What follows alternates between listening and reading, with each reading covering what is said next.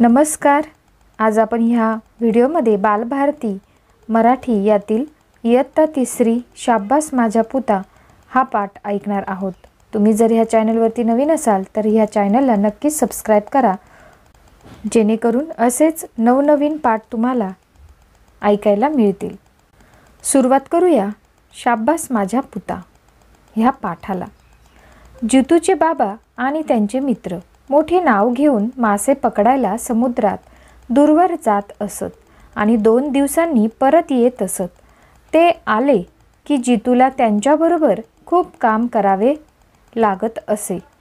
त्यांनी आणलेले मासे जाळ्यातून बाहेर काढणे, टोपलीत भरणे, मोजणे आणि मग मासे विकायला आईबरोबर बाजारात जाणे। बाबांबरोबर काम करायला, आईबरोबर बाजारात जायला जितूला खूप आवडायचे। जितू पटापट मासे मोजायचा, तेव्हा बाबा अंगणात बसून जितूकडे कौतुकाने पाहत राहायचे। आज मात्र जितूला काम नव्हते। त्याने आणि त्याच्या मित्रांनी समुद्रावरच सगळा दिवस घालवायचा, खूप मजा करायची असे ठरवले होते। जितूच्या आईने शिदोरी तयार करून दिली। जितू आपली शिदोरी घेऊन समुद्रावर आला तेव्हा सकाळची वेळ होती। गारगार वारा अंगाला लागत होता। जितू अगदी आनंदात होता। अजून कोणी मित्र आले नव्हते। तो समुद्राच्या लाटांकडे अन त्याच्या फेसांकडे पाहत होता।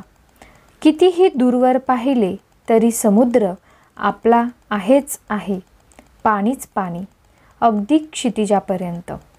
जितू वाळूत बसला। बसल्या ठिकाणीच पिशवीतील एक एक शंख आपल्या भोवताली वाळूत तो मांडू लागला। छोटे मोठे, लाल, काळे, टोकदार, रंगीत असे खूप शंख जितूकडे होते। वेगवेगळे आणि रंगीबिरंगी शिंपले सुद्धा। जितूचा हा खजिना त्याचा अगदी जीव की प्राण होता। सुंदर सुंदर शंख शिंपले गोळा करणे हा जितूचा छंदच। जरा वेळ मिळाला की तो लगेच समुद्रावर जायचा आणि वाळूतले शंख शिंपले गोळा करायचा। त्याच्या सगळ्या मित्रांपेक्षा त्याच्याकडे जास्त शंख शिंपले होते।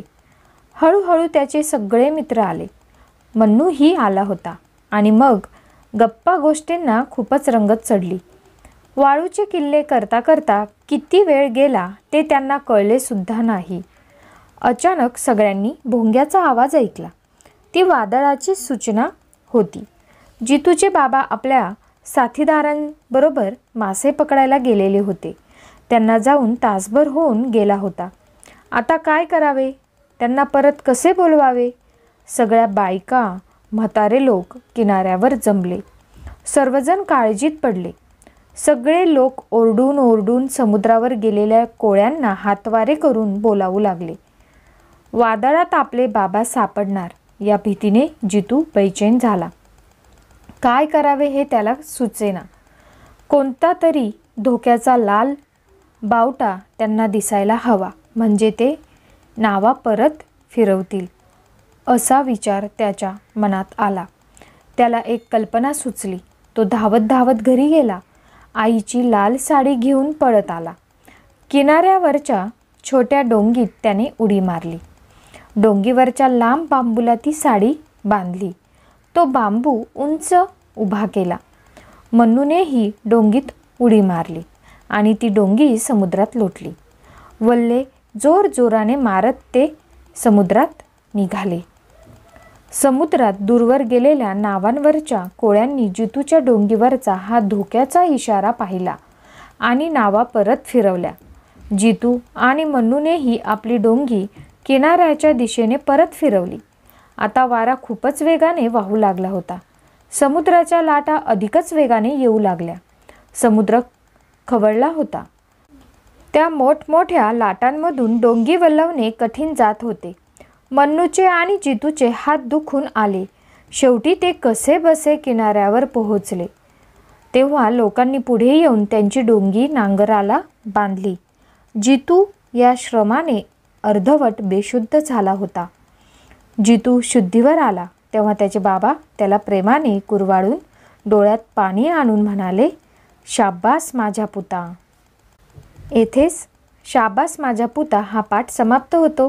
तर तुम्हाला कशी वाटली नक्की मला कमेंट करून सांगा आणि तसेच नवीन असाल तर सबस्क्राईब करायला विसरू नका. धन्यवाद.